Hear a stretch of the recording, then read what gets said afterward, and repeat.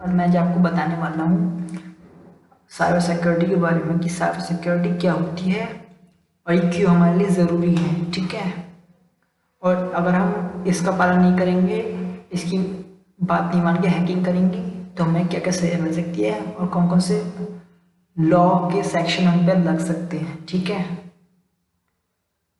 और क्या क्या कैसा कैसा क्राइम इसके अंदर होता है। अगर इसके अंदर नहीं, ये किसी किस काम से हमें बचाती है, किस किस क्राइम को हमें सिक्योर करती है, किस किस क्राइम से। ठीक है, आइए चेक करते हैं।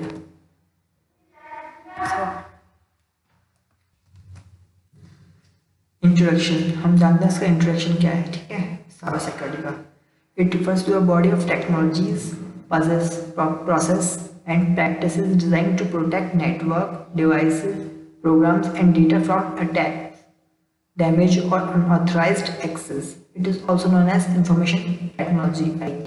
ठीक है, इस पे द्वारा हम जैसे हमारा कोई अटैक होता है, हमारा कोई डेटा चोरी करता है, कोई प्रोग्राम चोरी, कुछ भी हमारा डैमेज डिवाइस को डैमेज करता है, या कोई बिना परमिशन के हमारे लैपटॉप वगैरह से कोई भी चीज़ एक्सेस करता है, ले लेता है, ये सब आईटी के अंदर आती है। ठीक है, अब चलते हैं आगे। इम्पोर्टेंस, इसके क्या इम्पोर्टेंस है, क्या महत्व है इसका। ठीक है, ये हमारे क्यों महत्वपूर्ण है। It is important because government, military, corporate, financial and medical organisation collect, process and store unprecedented amount of data on computers and other devices. जैसे कोई बहुत सी हमारे पास गवर्नमेंट एजेंसीज होती है, मिलिट्री होती है और मेडिकल ऑर्गेनाइजेशन होती हैं, जो कि हमारे बहुत से डेटा को सिक्योर करके रखती हैं और लोगों से। ठीक है, जैसे कि अभी हमारा चल रहा है कोरोना वायरस, तो हम ये मालूम पड़ता है कि कोरोना वायरस चाइना के लैब से आया है, तो सोचो कि उसने हमारे लिए हमसे बचा के रखा, छुपा के रखा सब लोगों से कि उसके पास वायरस है। ठीक है, तो ऐसी चीज़ों को हमें बहुत सिक्योर करके रखना पड़ता है कि कोई बात हमारी किसी के पास पहुंच ना आए। अगर पहुंचती है तो हैकर्स कई बार ऐसी चीज़ों को चुरा लेते हैं, तो इसलिए हमें इन चीज़ों को सुरक्षा करके बहुत रखना पड़ता है। इन चीज़ों को, इनकी सिक्योरिटी बहुत ज़रूरी है। आइए हम आगे चलते हैं। आपको classification of cyber crime, cyber crime कितने तरीके होते हैं। ठीक है, पहला है email bombing and spoofing. Email bombing पता है क्या होता है कि आप जब अपनी ईमेल चेक करोगे तो उसके अंदर कोई ऐसा स्पैम वगैरह आ जाता है जो कि आपका डेटा उड़ा सकता है पूरा। स्पूफिंग का मतलब होता है जैसे कि कोई मेरी जीमेल आईडी है और उसमें हल्का से एक करेक्टर का डिफरेंस करके कोई सेम जीमेल आईडी बना ले, बस उसमें थोड़ा सा अंतर हो एक आध करेक्टर का, तो और उसी आईडी से आपको कुछ मैसेज भेज दे, आप अचानक से उसे देखो नहीं, पूरे तरह से पढ़ो नहीं उस ईमेल आईडी को, और आप कह दो कि मैंने भेजी आपको, लेकिन वो किसी और ने भेजी होती है, और आप उसको कुछ पैसे वगैरह ट्रांसफ़र कर दो या कुछ मांग रहे हो वो उसको पूरा कर दो। तो इस तरह की बहुत चलती है आजकल ये स्पूफिंग वगैरह। ठीक है, सेकेंड है पासवर्ड स्निफिंग, पासवर्ड को चुरा लेना। पासवर्ड को चुराने के लिए कई तरह के होते हैं, इससे की लॉगर वगैरह यूज़ करके होता है और बहुत सारे तरीके होते हैं। ठीक है, ऑनलाइन फ्रॉड, जैसे कि हमारा होता है कार्डिंग बहुत चलता है आजकल की। कार्डिंग होना है जैसे कि कोई आपका कार्ड की इंफॉर्मेशन, क्रेडिट कार्ड की इंफॉर्मेशन चुरा लेता है, ये चीज़ बहुत चलती है कार्डिंग वगैरह, ये फ्रॉड होता है ऑनलाइन फ्रॉड। ठीक है, आइडेंटिटी थेफ्ट, आपकी कोई पहचान आपसे चुरा लेता है, जैसे कि अभी मैंने बताया था आपको कि मेरी जीमेल आईडी से आपको किसी और ने भेज दिया, लेकिन उसके अंदर उसकी जीमेल आईडी जो होगी वो थोड़ी हल्की सी चेंज होगी और उस जीमेल आईडी से आपको भेज देता है, तो उसने मेरी थोड़ी सी आइडेंटिटी चुरा ली, कि मेरी जीमेल आईडी से थोड़ा उसने चुरा के आपको उस अपनी जीमेल आईडी से उसने भेज दिया, और आप समझो कि मैंने आपको भेजा, आपने पूरा नहीं पढ़ा अगर उस जीमेल आईडी को तब। ठीक है, तो आपने उसे जो भी चीज़ उसने कही आपने उसको पूरा करके दे दिया, तो एक तरह से उसने भी थोड़ी आइडेंटिटी चुरा ली, उसे थेफ्ट कर लिया। ठीक है, ये भी एक क्राइम होता है।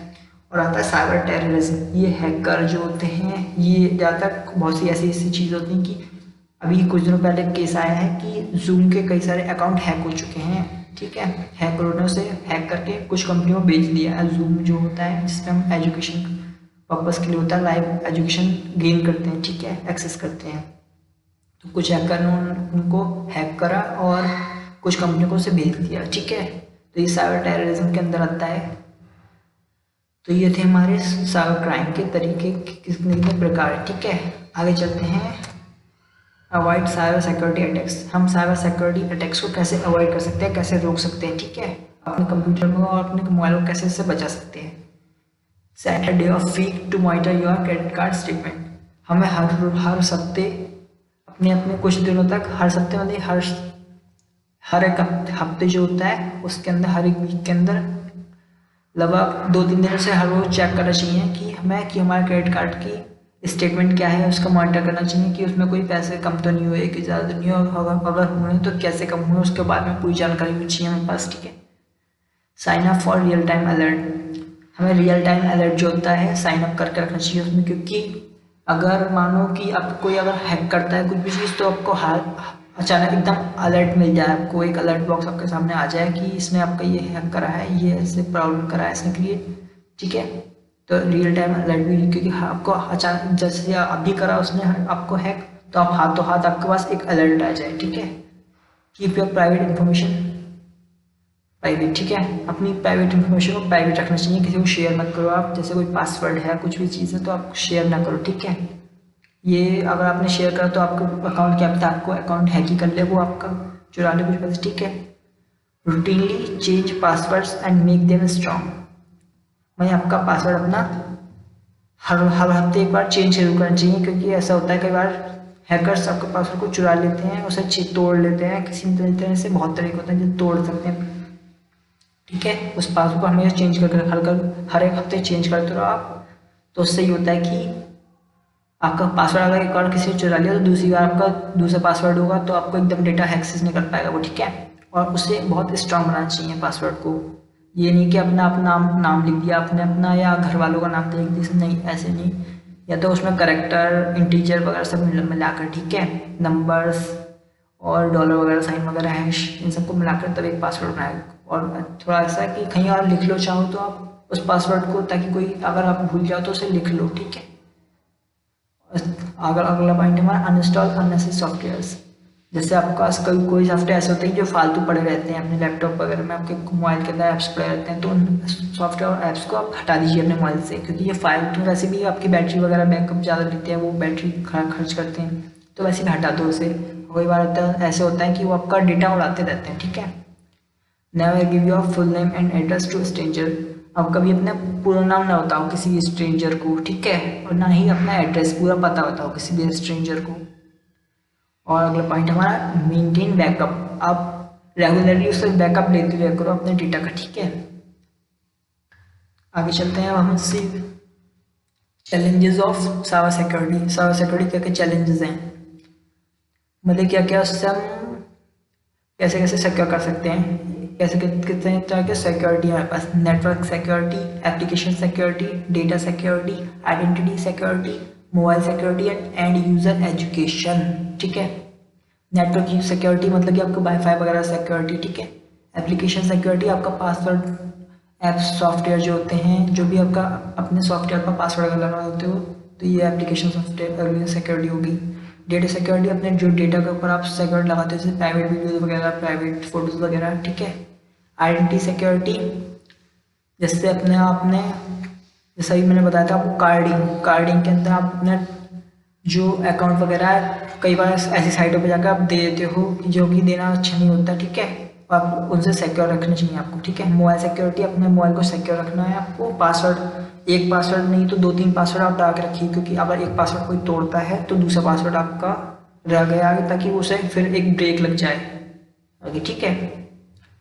और एंड यूज़र एजुकेशन, आगे चलते हैं अब हमारे पास गवर्नमेंट ने हमारे लिए, हमारी सुरक्षा के लिए क्या क्या एक्ट लगा रखे हैं, क्या क्या रोकथाम लगा रखी है, ताकि कोई अगर पर्सन हैकिंग करता है या कुछ भी साइबर क्राइम करते हुए पकड़ा गया तो उस पर क्या क्या चार्जेस लगेंगे गवर्नमेंट के द्वारा। ठीक है। सेक्शन 43, पहला सेक्शन 43 है, जिसके अकॉर्डिंग कोई पर्सन हमारे बिना मर्जी के, परमिशन के, कोई भी कंप्यूटर से कोई भी चीज़ चोरी करता है, या फिर कोई भी हमारे कंप्यूटर के अंदर अपने आप ही अचानक से कोई वायरस वगैरह डाउनलोड कर देता है और उसके द्वारा हमारे DOS अटैक आता है, तो उसे कुछ रुपए से लेकर कई लाखों रुपए तक देना पड़ सकता है अगर आप उस बंदे को जानते हो तो। ठीक है। अगर आपने उसके ऊपर केस ठोका तो आपको वो कई सारे, तो आपको कई सारे रुपए वो एज ए पेनल्टी वो देगा। ठीक है। आपको और सेक्शन 65 सेक्शन इसके अंतर्गत हमें this type of IT act deals with the issue of tampering with computer science documents. According to section 65, anyone who deliberate or purposely hides, destroy or alter any other computer source code or induce someone else to do shall be punishable with imprisonment up to 3 years or fine with fine. ठीक है, इसका मतलब यह है कि आपका अगर कोई आपका कंप्यूटर में जाकर आपके कुछ सोर्स कोड के अंदर चेंजेस करता है या कुछ बहुत चीज़ एल्टर करता है, चेंजेस करता है, ख़त्म करता है आपके कंप्यूटर के अंदर कुछ जाकर कोई पर्सन, तो उसको 2 साल की नहीं 3 साल की सजा मिलेगी गवर्नमेंट के द्वारा और 2 लाख रुपये पेनल्टी पड़ेगी और ज़्यादा भी हो सकते हैं 2 लाख से। ठीक है, वो तो उस पर डिपेंड करता है कितना उसने नुकसान करा है आपके लैपटॉप में जाके, आपके मोबाइल में जाके। ठीक है, सेक्शन 65 के द्वारा। अब चलते हैं आगे, section 66। This act deals with the issue of hacking. If a person commits hacking she is liable to punish with a fine. अगर कोई पर्सन आपके मोबाइल में जाकर हैकिंग करता है, कुछ भी चीज़ चुराता है या कुछ भी चीज़ देखता है कि पर्सनल चीज़ों को, ठीक है, तो उसको 2 लाख रुपए देने पड़ेंगे सेक्शन 66 के अंतर्गत। ठीक है, अब आता है हमारा सेक्शन 72। ठीक है, कॉन्फिडेंशियलिटी एंड प्राइवेसी। इसके in case of person who has secured access to an electronic records, book register, correspondence, information disclosed any person, it will be punishable with imprisonment up to 2 years or with a fine which may go to 10 lakh or both। ठीक है, मतलब कि इस section 72 के अंतर्गत कोई person अगर आपके ई बुक्स या रिकॉर्ड वगैरह कोई चुराता है या अपने नाम पर करता है, कोई भी आपका कॉपीराइट वाला डॉक्यूमेंट अपने राइट पर रजिस्टर करता है, तो उसे 2 साल की सजा मिलेगी और 10 लाख रुपए और उससे ज़्यादा रुपए उसे देने पड़ेंगे। ठीक है, फाइन के रूप में। अब हम चलते हैं आगे। चलो, धन्यवाद दोस्तों। प्लीज़ हमारे चैनल को सब्सक्राइब कर दीजिए और हमारे वीडियो को लाइक कर दीजिए और अपने दोस्तों तक पहुंचाइए इस वीडियो को, ताकि उन्हें इस चीज़ से कभी दिक्कत हो तो आप वो ऐसे कदम उठा सकें। ठीक है, तो प्लीज़ शेयर कर दीजिए और थैंक यू सो मच दोस्तों, थैंक यू सो मच।